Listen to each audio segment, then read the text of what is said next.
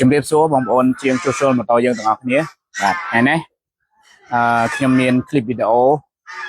នាំមកនៅចំណេះដឹងបាទចែកជូនទៅដល់បងប្អូនដែលកំពុងតែសិក្សាជាមួយនឹង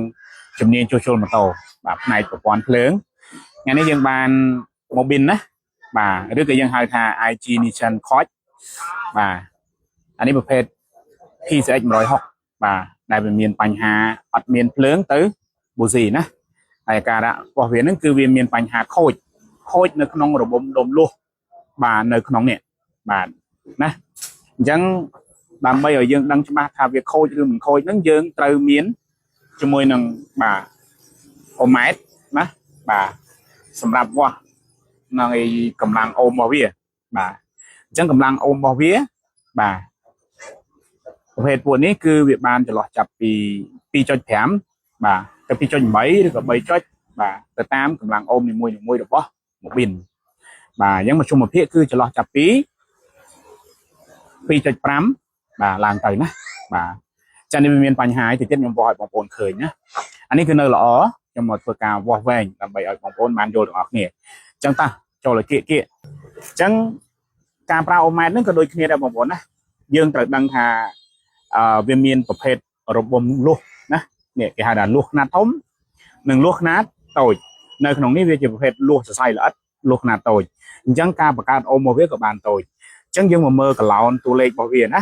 អានេះគេដាក់200អូម2000អូម 20k អូមអញ្ចឹង 1k វាស្មើនឹង 1000ណាអញ្ចឹងបើសិនតែយើងចង់វាស់របបដុំលួសខ្នាតធំណាយើងកាច់មក 20k អូមណាឥឡូវយើងវាស់ខ្នាតតូចឲ្យបងប្អូនមើលសិនណាបញ្ជាក់ប៊ូប៊ីននេះគឺមានបញ្ហាបងប្អូនណាអត់មានភ្លើងទេឥឡូវយើងចាប់ផ្ដើមកាច់មកចន្លោះ200ពួកអូមរបស់វាទៀបបងប្អូនបាទបាន2អូមចុច5ទេអញ្ចឹងយើងចាក់បែបនេះមកណាបាទអត់ប្រកាន់បូកដកទេបងប្អូនបាទអត់ប្រកាន់បូកដកទេបាទបងប្អូនឃើញទេវាបានតែ 1.3 អូមទេណា 1.3 អូមណាបាទអញ្ចឹងវាស្ថិតនៅក្រោមមធ្យមភាពរបស់វាគឺបើល្អវាបានចាប់ពី 2.5 អូមឡើងទៅអញ្ចឹងមានន័យថាអានេះគឺជាចំណុចដែលវាមានបញ្ហានៅក្នុងរបបដុំលួសវានេះបាទដែលវាមិនអាចបង្កើតជាភ្លើងផ្ដល់ទៅឲ្យបាទប៊ូស៊ីបានណាបាទហើយឥឡូវយើងមកវាស់ជាមួយខ្នាតធំវាណាយើងកាច់ចន្លោះមក 20k អូមណាអូខេបាទអញ្ចឹងយើងបាទចាក់មកបាទអញ្ចឹងយើងមកមើលវាបានប៉ុន្មានបងប្អូនបាទណាជាស្រ័យខ្ញុំចាក់ឲ្យស្និទ្ធតិចណាបាទយើងចាក់ខាងណាក៏បានបងប្អូនណាចាក់ខាងណាក៏បានអញ្ចឹងសម្រាប់របបដុំលួសខ្នាតធំរបស់វាគឺបាន 13.96 ឃើញថាវានៅល្អដោយឡែកវាមានបញ្ហាតាក់ទងរបបដុំលួសខ្នាតតូចអូខេឥឡូវយើងយកមកប្រៀបធៀបជាមួយនឹងបាទម៉ូប៊ីនដែលនៅល្អបាទដែលកម្លាំងអូមវាត្រឹមត្រូវតាបាទអញ្ចឹងយើងវាស់ខ្នាតធំមុនក៏បានណាខ្នាតធំយើងចង់ចាក់ខាងនេះក៏បានចាក់ខាងនេះក៏បានដែរបងប្អូនណាបាទណាអូខេឥឡូវយើងចាប់ដើមវាស់ណាបាទបញ្ជាក់បងប្អូនណាគីឡូអូមយើងអត់ចាប់បាច់បាទប្រកាន់ជាមួយនឹងបូកដកទេខ្សែអូម៉ែត្រយើងដាក់ខាងណាក៏បានណាបាទឥឡូវយើងចាប់ដើមវាស់ណាបាទយើងវាស់ខ្នាតធំមុនបាទវាស់ខ្នាតធំមុនណាបាទអូខេឥឡូវយើងបានបាទអានេះបានបាទបាន 13.82 អូមណា13.82k អូមបាទអូខេអញ្ចឹងឃើញថានេះតួលេខជាមួយនឹងនេះកណនាទៅវាអូខេណារបបដុំលួសខ្នាតធំ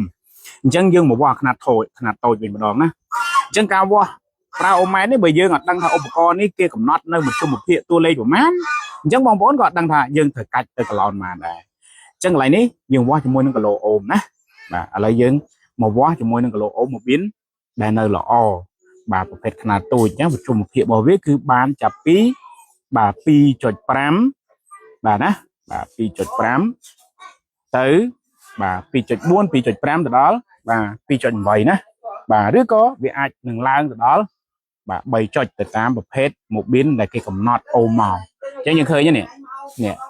បាទឥឡូវវាបាន 2.4 ណាបាទឃើញថាវាត្រឹមត្រូវរបស់វាអញ្ចឹងការវាស់ណាបាទខ្ញុំមានតែប៉ុណ្្នឹងទេចង់យកមកបង្ហាញទៅដល់បងប្អូនទាំងអស់គ្នាហើយសម្រាប់ការស្រឡាញ់ចូលចិត្តនៅវីដេអូបច្ចេកទេសជួសជុលម៉ូតូតាក់ទងនឹងជំនាញបាទទៅលើប្រព័ន្ធភ្លើងបងប្អូនបាទអាចជួយ share ម្នាក់មួយទៅដើម្បីឲ្យបងប្អូនយើងបានបាទយល់ដឹងទាំងអស់គ្នាហើយតាក់ទងនឹងវីដេអូនេះបើមានចន្លោះខុសឆ្គងនេះគឺយើងអាចបាទ comment ដើម្បីកែសម្រួលបាទរិះគន់ដើម្បីស្ថាបនាអរគុណសូមជម្រាបលាបាទបាយបាយ